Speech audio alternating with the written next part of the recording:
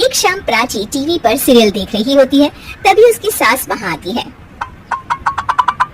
अरे सीरियल में तो ऐसे मग्न है जैसे आज रात का खाना पड़ोसी आकर बनाएंगे। मुझे पता ही नहीं था आपने अपने बेटे की शादी पड़ोस में भी की हुई है। मतलब? मतलब इस घर में सारा काम बहू ही करती है, आप तो सिर्फ खर्राटे मारती हैं। अच्छा जी, फिलहाल तो तुम आराम फरमा रही हो, चलो जाओ, ये मेरे टीवी देखने का समय है। इसलिए मुझे भगाया जा रहा है। सॉरी, अब तो बिल्कुल नहीं जाऊंगी। प्राची की इस बात पर दोनों सास बहू के बीच टीवी रिमोट के पीछे बच्चों जैसी छीना झपटी शुरू हो जाती है, जिसके बीच श्लोक भी काम से घर वापस आ जाता है। आज मेरी चूहे बिल्ली की जोड़ी किस बात पर झगड़ रही है?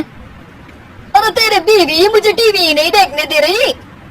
अरे तुम्हारी मम्मी मुझे खाना बनाने के लिए फोर्स कर रही है। अरे वाह, ऐसे बेतुके रीजन पर तो बच्चे भी झगड़ा नहीं करते। अरे मुझे कुछ मत बोल, सब इसने ही शुरू किया है। हाँ, जैसे आप तो बहुत दूध की धूली है ना। अरे बस दोनों चुप। प्राची जाओ, खाने की तैयारी करो। और माँ तो छोड़ो, तुम्हें क्या बोलूं, शांति से अपना सीरियल देखो, मुझे दोबारा लड़ने की आवाज सुनाई नहीं देनी चाहिए। ऐसा बोलकर श्लोक वहाँ से चला जाता है, जिसके पीछे पीछे प्राची भी कुछ न कुछ बड़बड़ाते हुए रसोई में चली जाती है। हाँ, सासू जी को तो कुछ बोलेंगे ही नहीं, बस मुझ पर ही हुक्म चलता है, खाना बनाओ, जैसे मैं इनके घर में खाना बनाने के लिए आई हूँ।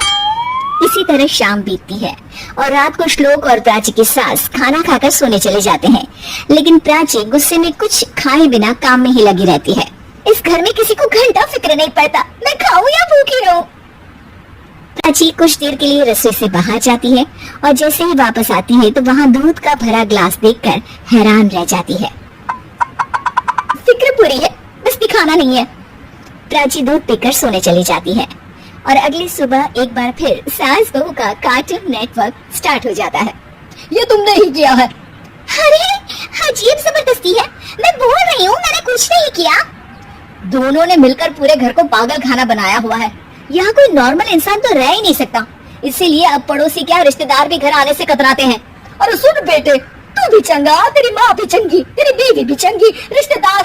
हाँ जी, आपको नहीं पता क्या, गंगाधर ही शक्तिमान है, रिश्तेदार ही। हाँ, बस समझ गया। कभी जानवरों जैसे लड़ेंगी तो कभी जुगलबंदी करेंगी। भाई मैं आप दोनों के बीच में नहीं फंसना चाहता।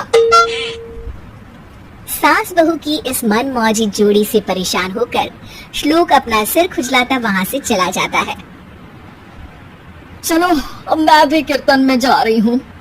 इस पर जैसे ही सास कमरे में अपना पर्स लेने जाती है तो वहाँ नाश्ते की प्लेट रखी देख मुस्कुराने लगती है और नाश्ता करके घर से बाहर निकलते हुए कुछ पैसे टेबल पर रख जाती है, जिसके कुछ देर बाद सिलेंडर वाला घर आता है। ओ मुरी मैया, मैं सिलेंडर के बारे में तो बिल्कुल भूल ही गई थी। घर खर्च के सारे पैसे भी मम्मी के पास है और श्लोक से बोला तो उल्टा 4 बात सुनाएंगे। प्राची ये सोच ही रही होती है कि अचानक उसका चेहरा चमक उठता है और वो घर में आकर इधर उधर देखने लगती है।